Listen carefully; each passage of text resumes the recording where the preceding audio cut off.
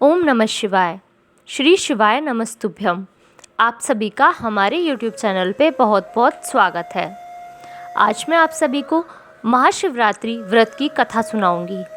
इससे पहले वाली वीडियो में मैंने आपको बताया कि महाशिवरात्रि का व्रत कब है और इसका शुभ मुहूर्त क्या है। आज मैं आप सभी को इसकी विधि और कथा सुनाती हूँ। महाशिवरात्रि का व्रत फाल्गुन मास की कृष्ण पक्ष की चतुर्दशी को किया जाता है। त्रयोदशी को एक बार भोजन करके चतुर्दशी को दिन भर निराहार रहना पड़ता है।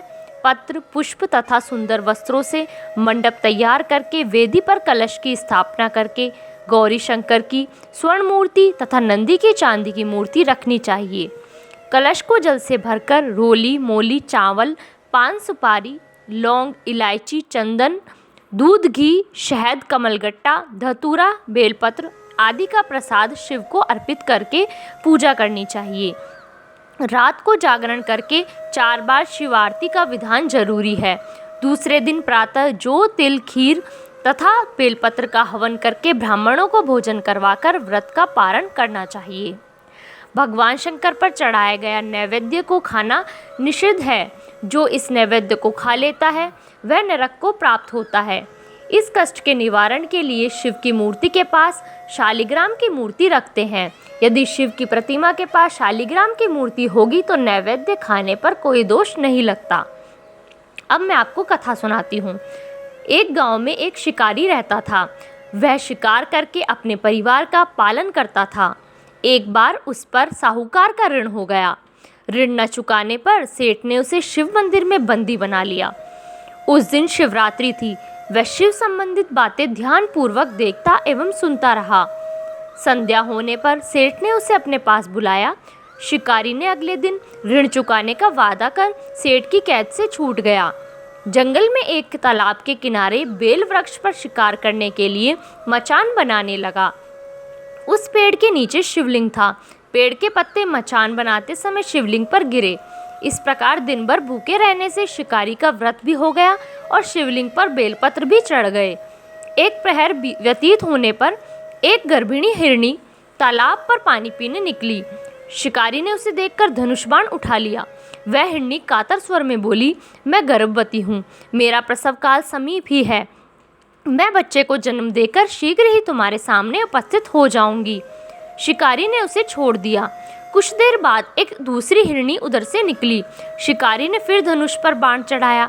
हिरणी ने निवेदन किया, हे व्याघ्र महोदय, मैं थोड़ी देर पहले ऋतु से निर्वत हुई हूँ, कामातुर विरहिणी हूँ। अपने पति से मिलन करने पर शीघ्र तुम्हारे समक्ष प्रस्तुत हो जाऊंगी। शिकारी ने उसे भी छोड़ दिया। रात्रि के अंतिम पहर में एक मृगी अपने बच्चों के साथ उधर से निकली। शिकारी ने शिकार हेतु धनुष पर बाण चढ़ाया। वह तीर छोड़ने ही वाला था कि वह मृगी बोली, मैं इन बच्चों को इनके पिता के पास छोड़ आऊं, तब मुझे मार डालना। मैं आपके बच्चों के नाम पर दया की भीख मांगती हूँ। शिकारी को इस पर भी दया आ गई और उसे छोड़ दिया। पो फटने को हुई तो एक तंदुरुस्त हिरन आता दिखाई दिया।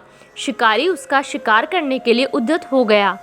हिरन बोला, व्याघ्र महोदय, यदि तुमने इससे पहले 3 मृगियों तथा उनके बच्चों को मार दिया हो तो मुझे भी मार दीजिए, ताकि मुझे उनका वियोग न सहना पड़े। मैं उन तीनों का पति हूँ। यदि तुमने उन्हें जीवन दान दिया तो मुझ पर भी कुछ समय के लिए कृपा करें। मैं उनसे मिलकर तुम्हारे सामने आत्मसमर्पण कर दूंगा। मृग की बात सुनकर रात की सारी घटनाएं उसके दिमाग में घूम गई। उसने मृग की सारी बातें बता दी।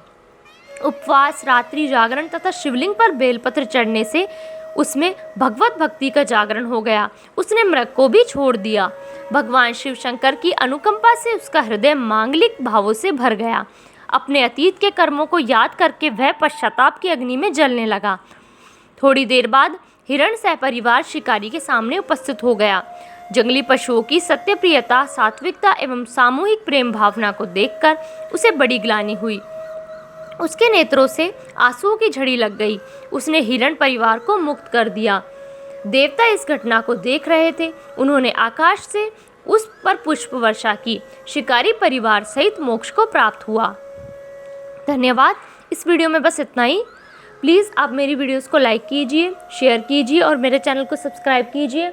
बेल आइकन भी दबा लीजिए जिससे आपको आगे आने वाली वीडियोस की नोटिफिकेशन मिल जाए।